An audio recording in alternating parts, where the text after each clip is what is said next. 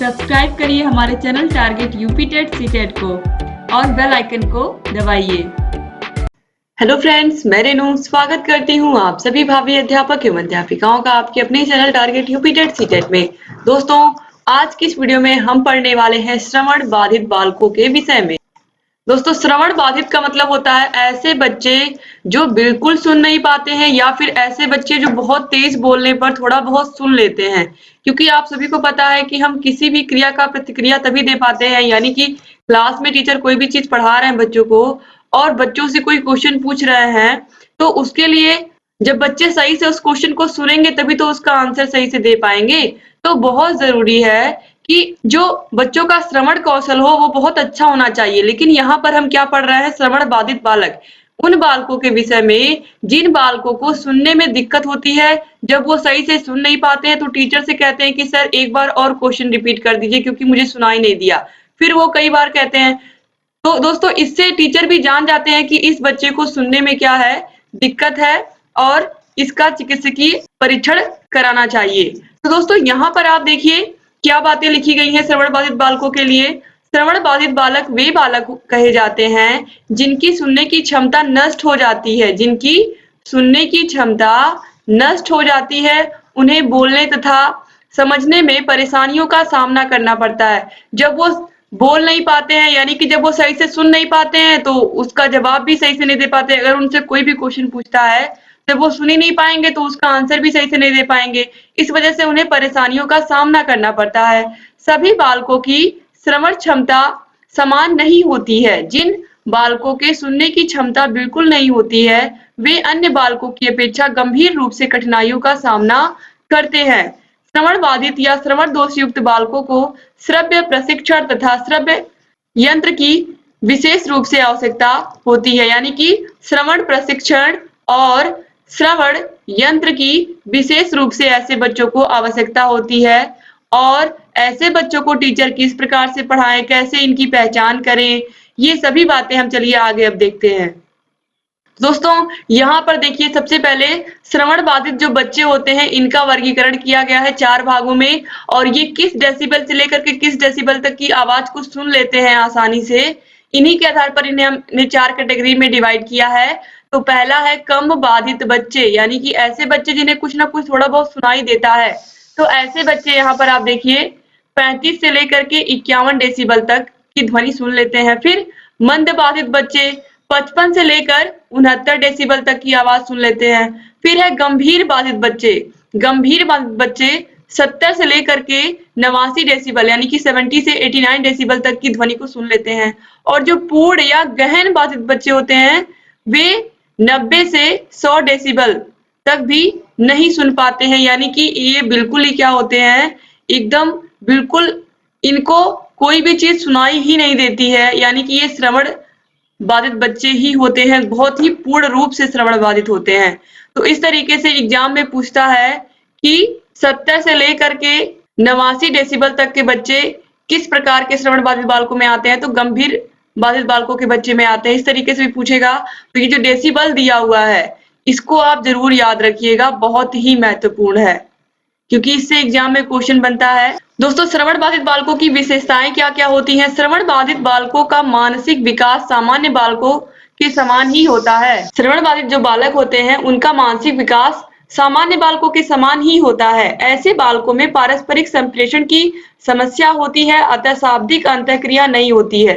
दोस्तों यहाँ पर बच्चों को सुनने की दिक्कत होती है, तो सुनने की दिक्कत की वजह से ये किसी से संप्रेषण स्थापित नहीं कर पाते हैं, यानी कि जैसे हम सामान्य तौर पर हम अपने फ्रेंड की बातों को सुनते हैं फिर उसके बाद उसकी बातों का क्या करते हैं, रिस्पॉन्ड करते हैं। कोई भी हमारा फ्रेंड है, हम उसकी बातों को जब सुनेंगे तब हम उसकी बातों का फिर क्या करेंगे, उत्तर देंगे, या हम बात कर रहे हैं आपस में। लेकिन जब एक व्यक्ति सही से सुन ही नहीं पा रहा है, बार बार बोलने पर भी नहीं सुन पा रहा है, तो शाब्दिक अंतःक्रिया नहीं हो पाती है।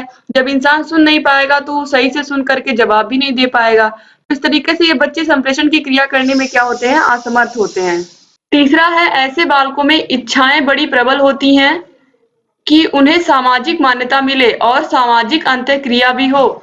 इस इच्छा की पूर्ति न होने के कारण हीन भावना भी बहुत अधिक हो जाती है, क्योंकि ऐसे बच्चे भी चाहते हैं कि हमारे साथ भी समान रूप से व्यवहार हो, जैसे कि सामान्य बच्चों के साथ हो रहा है और हमें भी वैसा ही ट्रीट किया जाए, लेकिन सामाजिक अंतःक्रिया भी ठीक प्रकार से इनके साथ नहीं हो पाती है। उसका रीज़न यही है कि ये बातों को सुन नहीं पाते हैं। ऐसे बच्चे जब लोगों से इंटरेक्ट नहीं कर पाते हैं या फिर वो बातों को समझ नहीं पाते हैं, तो उनको क्या करते हैं सामान्य लोग अपनी कैटेगरी से या फिर ये कहें कि अपने आप से अलग कर देते हैं। यानी कि ये बच्चे अपने आप को अकेला महसूस करते हैं, या फिर ऐसे बच्चे भी ऐसे ही बच्चों को ढूँढते हैं जिन्हें सुनने में दिक्कत हो, ठीक है? ताकि ये सहज महसूस कर सकें। फिर है इन बच्चों को पढ़ाने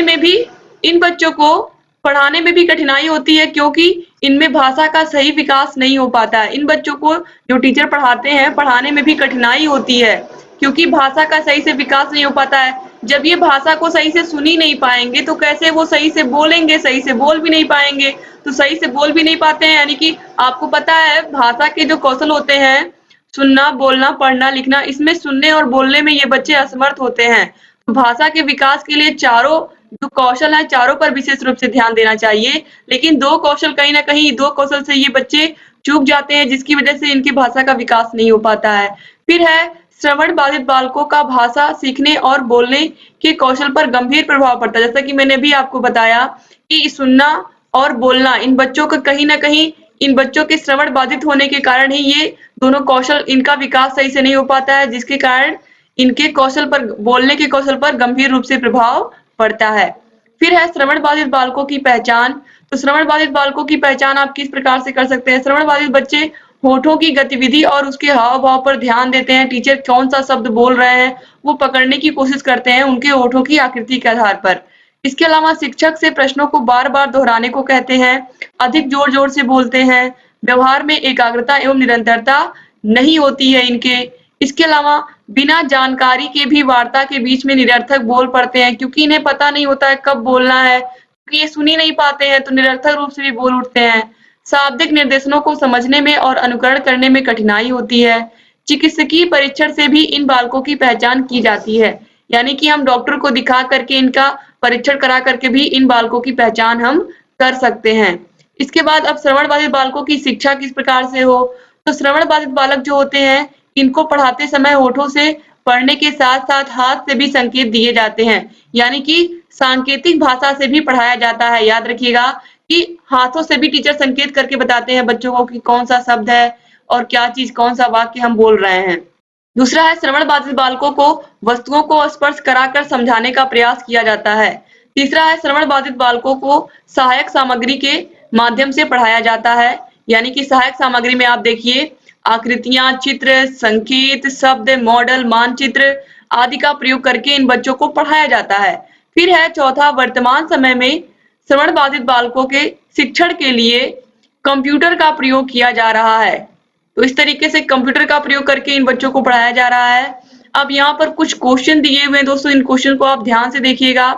पहला क्वेश्चन है, पूर्ण अथवा गहन श्रवण बाधित बच्चों का सुनने का डेसिबल स्तर क्या होता है? 35 से 51 डेसिबल, 55 से 69 डेसिबल, 70 से 89 डेसिबल या फिर 90 से 100 डेसिबल तक।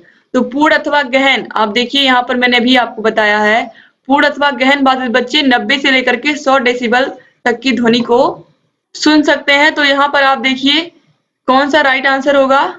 ऑप्शन डी, 90 से 100 डेसिबल। और ये क्वेश्चन 2016 में पूछा हुआ है। इसके बाद क्वेश्चन नंबर 2 है, श्रवण दोष से युक्त बालकों में दोष हो सकता है कान के बाहर, कान के अंदर, कान के मध्य या फिर उपयुक्त तीनों। दोस्तों, जो श्रवण दोष से युक्त बालक होते हैं उनमें कान के बाहर, कान के अंदर, कान के मध्य, इन तीनों में से कहीं पर भी दोष हो सकता है। तो ऑप्शन डी जो है ये बिल्कुल सही है। तो इस तरीके से दोस्तों याद रखिएगा आप लोग इस क्वेश्चन को। इसके बाद क्वेश्चन नंबर 3 है, सांकेतिक भाषा किसके लिए प्रयुक्त होती है? अभी मैंने आपको बताया है कि टीचर इन बच्चों को अपना हाथ हिला करके, अपने हाथों की सहायता से संकेत करके इनको बताते हैं। तो ऐसे बालकों को आप समझ गए होंगे, श्रवण बाधित बालकों की ही बात यहाँ पर हो रही है। तो श्रवण बाधित बालकों को हम सांकेतिक भाषा से भी शिक्षा दे सकते हैं। तो ऑप्शन बी जो है श्रवण बाधित, ये बिल्कुल सही हो जाएगा। तो इस तरीके से यहाँ पर आपने आज ऐसे बच्चों के विषय में पढ़ा जो बच्चे जिनको सुनने में दिक्कत होती है। तो उम्मीद करती हूँ दोस्तों ये वीडियो आपको अच्छा लगा होगा। आपके फर्स्ट पेपर की भी क्लास चल रही है, मैथ की भी क्लास चल रही है, कंप्यूटर की भी क्लास स्टार्ट होने वाली है। आप लोग हिंदी पढ़ रहे हैं, सामाजिक अध्ययन पढ़ रहे हैं। दोस्तों आप लोग के सभी विषयों को हम बहुत ही अच्छे से पढ़ाएंगे। बस आप चैनल से ऐसे ही बने रहिए और सभी वीडियोस को देखते रहिए। यहाँ पर आपको आई बटन मिल जाएगा, आई बटन पर क्लिक करके आप सभी वीडियोस को देख सकते हैं। और अगर अभी तक आपने हमारे चैनल को सब्सक्राइब नहीं किया तो प्लीज सब्सक्राइब कर दीजिए और बेल आइकन को भी प्रेस कर दीजिए। दोस्तों डिस्क्रिप्शन बॉक्स और कमेंट बॉक्स में आपको सभी विषयों की लिंक मिल जाएगी थर्ड सेमेस्टर के, और टेलीग्राम चैनल की लिंक मिल जाएगी। आपको अगर फ्री पीडीएफ चाहिए तो टेलीग्राम जरूर ज्वाइन कर लीजिए। आपको सभी विषयों की फ्री पीडीएफ वहां पर हम दे रहे हैं। तो आप चैनल से ऐसे ही बने रहिए। और अगर आपको और भी सुविधाएं चाहिए चैनल पर तो आप देखिएगा सब्सक्राइब के बगल में आपको ज्वाइन बटन दिखेगा, उस पर भी क्लिक करके आप ज्वाइन हो सकते हैं हमारे चैनल से। दोस्तों उम्मीद करती हूँ वीडियो आपको अच्छा लगा होगा। चैनल से ऐसे ही बने रहिए और सभी वीडियोस को देखते रहिए। एक बार फिर से आप सभी भाई बहनों का बहुत बहुत शुक्रिया वीडियो पूरा देखने के लिए।